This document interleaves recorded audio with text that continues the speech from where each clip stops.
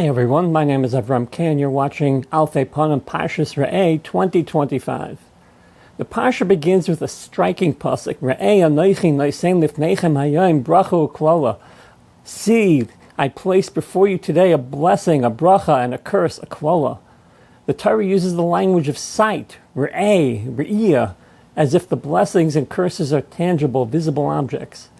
But we know that reward for mitzvahs and punishment for aveiros are not always seen immediately. Often the righteous suffer while the wicked prosper, a question as old as Sefer Iyov, the book of Job. So what does the Torah mean when it says, Re'eh, see the blessing and the curse? The Rashbam writes that the word Re'eh refers to clarity of choice.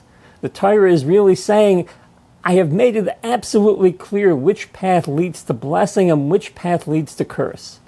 You're not groping in the dark. The mitzvahs are well known and their outcomes are certain. In other words, you may not see the end result immediately, but you see the map, you know the consequences, there's no room for confusion. You have no excuse. We live in a world obsessed with moral relativism, where people say your truth is not my truth, or everyone defines right and wrong for themselves, but the Rashbam tells us not in the Torah. There is absolute truth. The Torah spells it out. Hashem gave us a clear moral GPS. This is not meant to be oppressive. Rather, it's empowering. It means we are not at the mercy of confusion or the latest trend. We can walk with confidence because the Torah provides moral direction with clarity. Now let's zoom in on a grammatical nuance picked up by the Ksav Sofer. Re'eh, see, is a singular lashon. Lifneichem, before you, is plural. Why the switch? Shouldn't it be either both singular or both plural? The Ksav Sofer explains a profound principle. Every individual Jew must make their own choice, Re'eh, in the singular.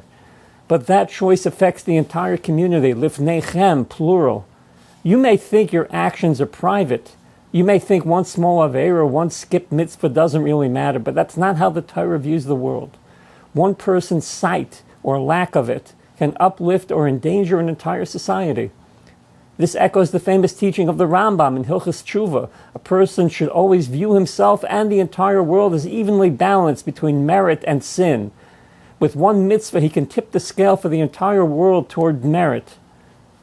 Think of how one Jew keeping Shabbos with joy can inspire others, perhaps in their own family or in the community, or how one person standing up for tznius or honesty or tefillah can cause a ripple effect. We are not isolated beings. We are nodes in a network of spiritual influence. When we put the Rashbam and Ksav Sofer together, we uncover a powerful theme. According to the Rashbam, Re'eh tells us that the Torah gives us clarity of choice. The Ksav Sofer adds that this clarity must be internalized individually, but lived publicly.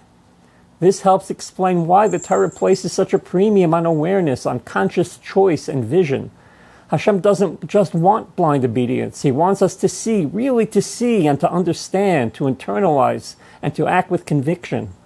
We often outsource our thinking to the media, to current trends, to social pressure, but the Torah says, Re'eh, you must see. Don't let others do your moral seeing for you. This Parsha always comes just before El, the season of soul searching. The first step in tshuva is not action, it's awareness.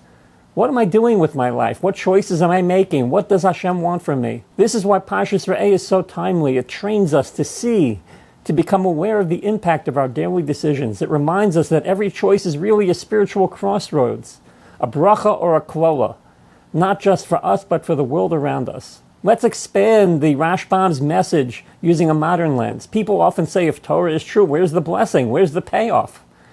But the blessing is in the process, not just the result. It's about the journey and not just the destination.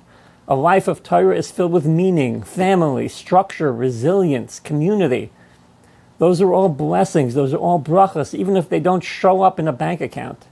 The secular world sells illusions of blessing, comfort, pleasure, popularity. These are not real brachas. They're fleeting, hollow, and often lead to long-term klolos, long-term curses. The Torah says, don't fall for it. See through the fog. See with emunah, with clarity. So what can we do this week to bring these ideas into our lives? Practice conscious mitzvahs. Choose one mitzvah, tefillah, brachas, tzedakah, and try to do it with awareness and mindfulness. Ask yourself, what bracha will this bring into my life? Next, strengthen collective responsibility. Recognize your influence, a kind word, a Kiddush Hashem, an honest action. These help to shape others and to influence others. Ask yourself, what kind of spiritual example am I setting for my home and my community? And finally, prepare for Elul with vision. Start journaling or reflecting. Where am I now? What does Hashem want from me this year? Commit to seeing your own life through the eyes of the Torah. Parshas Re'eh tells us, before a bracha appears in the world, it must appear in your mind and in your heart. The Rashbam reminds us that Torah is clarity, not confusion. The Ksav Sefer reminds us that your vision lifts others. In a world full of spiritual noise, Hashem whispers one word to each of us, Re'eh, see, open your eyes, choose with clarity, live with vision. There's a famous story of the Chazon Ish who once visited the new yeshiva building. The Askanim who were responsible for putting up the building proudly showed him the construction and asked for a bracha. The Chazon Ish paused and said, Baruch Hashem, I see walls of Torah rising here. One man asked, but Rebbe, the walls are still just cement. How do you see Torah here? The Chazon Ish answered, that's because I'm looking not with my physical eyes, but with eyes of Torah. That's the Re'eh Hashem wants, not superficial sight, but deep vision. Not what is, but what can be. May we merit to truly see the brachas that Hashem places before us, even when they are hidden. May we all become people who lift ourselves and our communities through conscious choices. And may this vision carry us into Elul and the Yemei Hadin with spiritual clarity and strength. Have a wonderful Shabbos. My name is Avram K., and you're watching Alfei Panim.